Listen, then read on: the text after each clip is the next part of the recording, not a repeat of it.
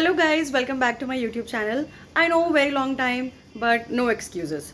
तो मैं इस वीडियो में आपको बताने वाली हूँ everything about GS medical college which is I guess now GS university. और आपको उसके बारे में जो जो जानना चाहिए बिफोर कमिंग हेयर मैं वो सब बताऊंगी, क्योंकि जब मैं आई थी तब इस कॉलेज के बारे में एक भी वीडियो नहीं था यूट्यूब पे, but now I am your YouTuber, तो अब मैं डालूंगी videos. So without any further ado let's get into it.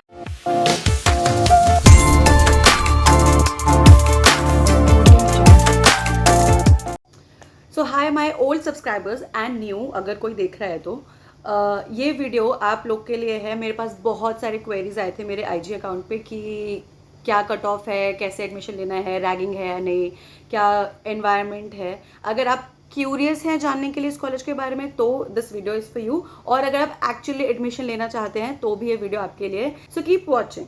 तो इस कॉलेज का नाम है GS medical college and hospital. ये पिलखुआ में है which is a very small place, और यहीं पे ही 3 मेडिकल कॉलेजेस हैं आसपास ही। रामा मेडिकल कॉलेज, सरस्वती, और बीच में ये है जीएस मेडिकल कॉलेज, जो कि अब जीएस यूनिवर्सिटी हो गया है। वैसे तो ये एफिलिएटेड है अटल बिहारी वाजपेयी यूनिवर्सिटी से जो लखनऊ में है, बट आई गेस 25 बैच से वो जीएस यूनिवर्सिटी से ही एफिलिएटेड होगा।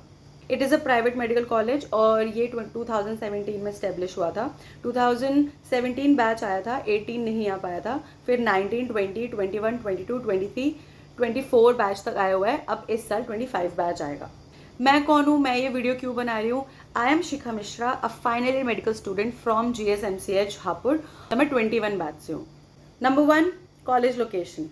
कॉलेज लोकेशन मुझे बहुत प्राइम लोकेशन लगती है। अगर थोड़ा और पास होती ये गाजियाबाद या दिल्ली के तो ज़्यादा अच्छा होता, बट मुझे सबसे अच्छा लगता है इसकी connectivity to nearby places. हम हापुड़ आराम से जा सकते हैं, हम गाजियाबाद और दिल्ली आराम से जा सकते हैं। तो यहाँ पे कैब्स, रिक्शा, ऑटो, जो भी तुम्हें चाहिए वो सब मिल जाएगा। और थोड़ा ट्रैवल करते ही फिर मेट्रो मिल जाती है वैशाली से, तो अच्छी कनेक्टिविटी है। पिलखुआ का खुद का रेलवे स्टेशन है। पहले तो इतना नहीं था यहाँ पे इतना कुछ, बट अब तो यहाँ पे बहुत कुछ खुल गया है और it is kind of developing Pilkhuwa, शायद इन कॉलेजेस की वजह से ही। यहाँ पे सारे फूड आउटलेट्स हैं एंड अच्छी कनेक्टिविटी है। बिग बास्केट की डिलीवरी हो जाती है, Zomato, Swiggy and any online shopping अगर आप करते हो तो यहाँ पे हर चीज़ की डिलीवरी हो जाती है। Second point about college. College का साइज मैं नहीं बता सकती, मैंने गूगल करा था तो इट वॉज 20 एकर्स अराउंड, तो आई गेस इट्स नाइस। और इतना बड़ा भी कैंपस नहीं है और इतना छोटा भी कैंपस नहीं है। यहाँ MBBS का जो एरिया है इट्स वेरी नाइस, और थोड़ा सा आगे जाते ही आयुर्वेदा का कैंपस आ जाता है और वो वहाँ पे बहुत ही वास्ट ग्राउंड है। इट्स नाइस, हमारा फेस्ट वगैरह वहीं पे होता है। ग्रीनरी है, सफाई है। जब से मैं आई हूँ तब से बस यहाँ पे कंस्ट्रक्शन चलते ही जा रहा है, चलते ही जा रहा है। हमारा हॉस्पिटल बिल्डिंग 5 फ्लोर का था, अब वो 7th फ्लोर तक का हो गया है और अच्छे से बना हुआ है। There is cleanliness. Overall vibe I guess it's chill and vibrant. सब बहुत ही अच्छे से रहते हैं यहाँ पे एक दूसरे के साथ, और स्ट्रिक्ट हैं, टीचर्स स्ट्रिक्ट हैं related to studies, but apart from that very chill environment, very nice. Third point, academics. मेरे बैच में 150 सीट्स थी और 23 बैच तक 150 सीट्स का था। अब 24 बैच से 250 सीट्स हो गई है, तो अब आगे उतनी ही सीट्स चलेंगी। सारे डिपार्टमेंट्स हैं यहाँ पे, medicine, surgery, obs, derma, everything, radio, everything. In fact अगर आपको एक डेंटिस्ट भी चाहिए तो वो भी यहाँ पे मिल जाएगा। मुझे जिस कॉलेज की बेस्ट चीज़ लगती है वो है यहाँ की फैकल्टी, और मैं फैकल्टी के नाम पे, मैं पढ़ाई के मामले में मैं हमेशा बोल देती हूँ कि this college is very very very nice, क्योंकि स्ट्रिक्ट है फैकल्टी, तो they will make sure that you study. और इतना जलील तो वो कर ही देते हैं कि सब पढ़ाई करने लग जाते हैं। फैकल्टी यहाँ पे बेस्ट आती है, teaching quality very very best. Most of the time ऐसा होता है कि बच्चे तो क्लास से ज़्यादा खुद सेल्फ स्टडी ही करते हैं, बट लेक्चर्स और टीचर्स, उनकी क्वालिटी वेरी नाइस। हमारी लैब्स भी लगती है, हमारी स्किल लैब्स भी लगती है, हमें थ्योरी पढ़ाई जाती है, हमें प्रैक्टिकल्स भी सिखाए जाते हैं। अटेंडेंस बहुत ज़रूरी है, 75% कंपल्सरी है थ्योरी लेक्चर्स और 80% होनी चाहिए प्रैक्टिकल क्लासेस के लिए। हाँ, अटेंडेंस का रूल बहुत ही स्ट्रिक्ट है, क्योंकि फिर वो या तो डिटेन कर देते हैं, आप फाइनल एग्जाम्स नहीं दे पाओगे, क्योंकि पिछले 2 साल से तो यही हो रहा है। The balance between theory and practical classes is actually very nice. हम वार्ड्स में जाते हैं, हम OPD में जाते हैं, हम वहाँ पे ही पेशेंट देखते हैं, and I think the clinical exposure is really good here. अब फोर्थ चीज़ आती है फीस बॉन्ड के बारे में। फीस स्ट्रक्चर जो 24 बैच का है मैं वो आपको बता रही हूँ। सबसे पहले सिक्योरिटी डिपॉजिट जो 3 lakhs होता है, और 1 टाइम पेमेंट है जो आपको वापस मिल जाता है after the completion of your degree. Second annual tuition fee जो है 11,78,892 रुपीज़, और वो हर साल जाती है except for internship. Hostel fee है 1,65,000 for non ACs and 1,95,000 for AC. फिर मिसलेनियस फीस मेरे टाइम पे तो इट वॉज 85,600 रुपीज़, और अब शायद वो इंक्रीज होकर 94,000 अराउंड हो गई है। That you can confirm with the college itself. इसके अलावा फ़ाइन लग जाता है if you have done anything actually serious, तो उस पर वो अपने हिसाब से फ़ाइन लगाते हैं। इसके अलावा हमें एग्जामिनेशन फ़ीस देनी होती है जो कि एनुअली हर फाइनल एग्जाम से पहले ही हमसे ली जाती है। तो मेरी यूनिवर्सिटी अटल बिहारी है, तो इट्स की actually very less, it was 15,000 around. But अब जो जिस यूनिवर्सिटी से एफिलिएटेड है उनकी बहुत ज़्यादा इंक्रीज़ हो गई है, दैट इज़ 1 लाख अराउंड। कुछ भी हिडन फीस नहीं है। ये जो हिडन फीस करके इतने सारे डीएम्स आए हुए हैं, मैं पहले आपको बता दूं, हिडन फीस जैसा कुछ होता ही नहीं। जितना फीस स्ट्रक्चर पे आपको दिखाया जाता है सिर्फ उतना ही आपसे ले जाता है।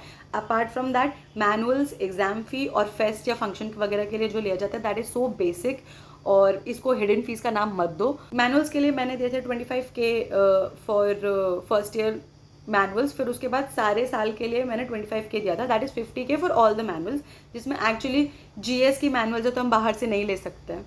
तो इसके अलावा जो कॉलेज के फंक्शंस होते हैं जैसे जन्माष्टमी या नवरात्रि, इसके लिए हमसे खुद इसी साल लिए गए हैं 700 रुपीज़। ये मैं अप्रोप्रिएट बता रही हूँ अमाउंट जो मैंने दिया है। इसके अलावा जो कॉलेज फेस्ट होता है, कॉलेज फेस्ट के लिए हमने दिए थे 2500 रुपीज़, क्योंकि इस बार बादशाह आया था।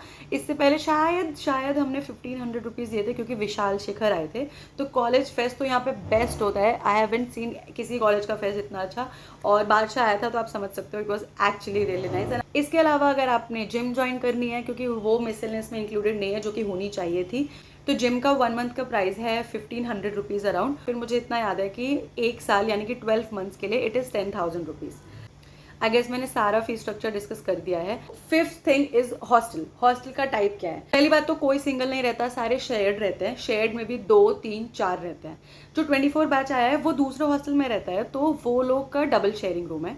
मैं जहाँ रह रही हूँ मेरा ट्रिपल शेयरिंग रूम है। मैं इससे पहले जब रहती थी 6th फ्लोर पे ऊपर, तब मेरा हम 4 लोग रहते थे। एसी रूम भी है, नॉन एसी रूम भी है। रूम का size it's nice according to the occupancy only.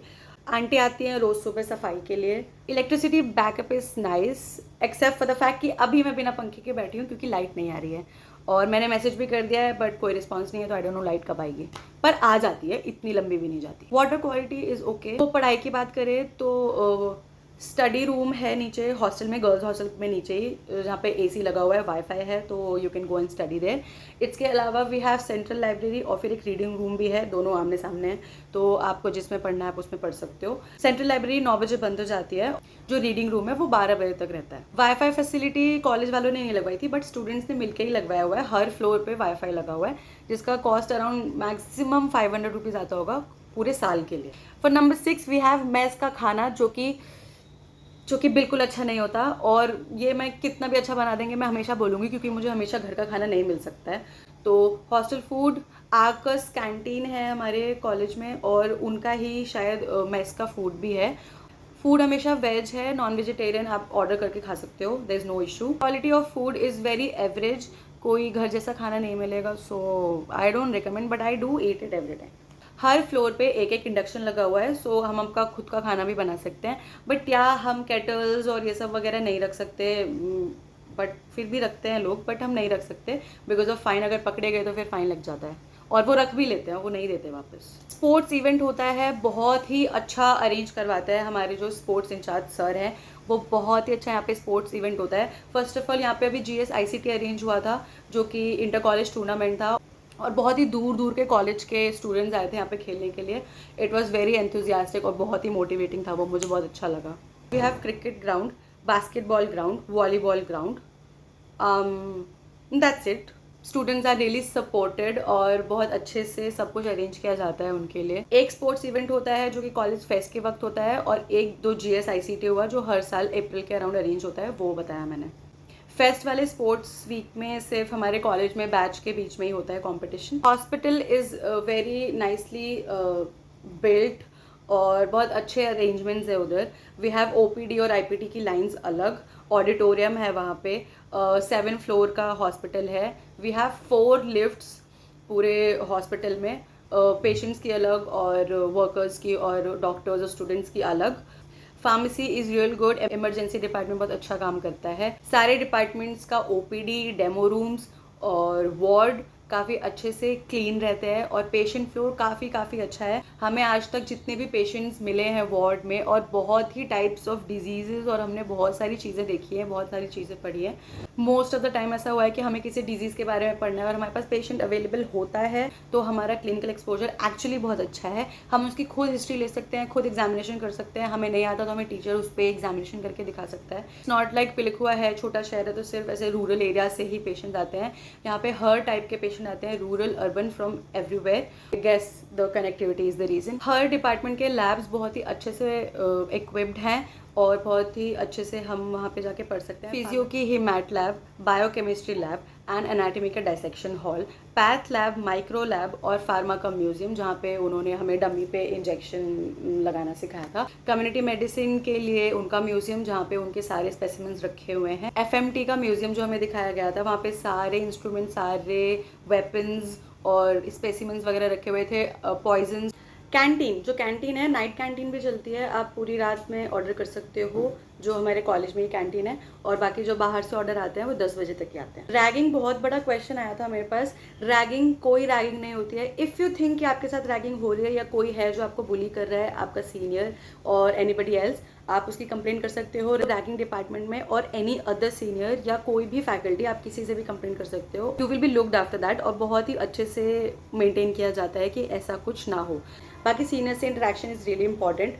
और आई गेस 24 बैच का तो कोई ऐसा इंट्रो वाला सीन हुआ ही नहीं, बट इंट्रो वगैरह लेते हैं सीनियर्स, और उसमें बस आपको अपना नाम, आप कहाँ से हो, कितने मार्क्स थे नीट में, और मम्मी पापा, और ये जो अपने बारे में बेसिक इंट्रोडक्शन देना होता है, that's it.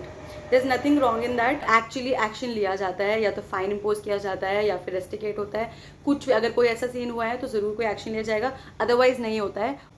Seniors are really supportive. अच्छा रहेगा कि अगर आप अपने सीनियर्स से बना के रखें। सीनियर्स आपको आपके नोट्स और प्रैक्टिकल में जो भी चीज़ें होती हैं, उनके साथ क्या हुआ, क्या सब्जेक्ट कैसे पढ़ना है, इंपॉर्टेंट मार्किंग्स सब आपको सीनियर्स देंगे। तो ये बहुत अच्छा रहेगा कि अगर आप उनसे अच्छे से कॉन्टैक्ट बना के रखो। I have my senior, and God forbid अगर उन्होंने कभी मना किया हो किसी चीज़ के लिए, उन्होंने आज तक किसी भी चीज़ में कोई कमी नहीं आने दी। वो अपने नोट्स, वीडियोज़ से, हैंड रिटन नोट्स, और उन्होंने जो भी फ्लैश कार्ड्स बनाए होते हैं या बुक्स उनका सब कुछ वो हमें दे देती हैं after her year is over.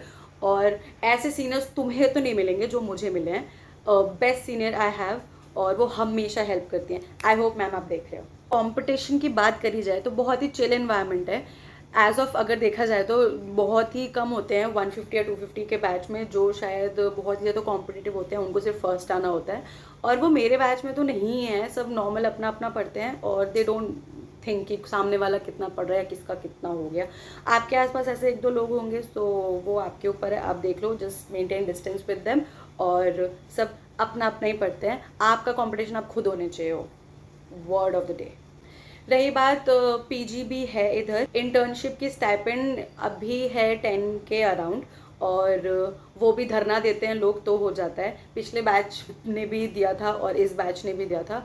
अब मुझे नहीं लगता मुझे देने की ज़रूरत है, क्योंकि मुझे नहीं लगता ये लोग 10 के से थोड़ा सा भी इंक्रीज़ करेंगे, क्योंकि यूपी में प्राइवेट मेडिकल कॉलेज में अगर 10 के स्टाइपेंड मिल रहा है, दैट्स गुड।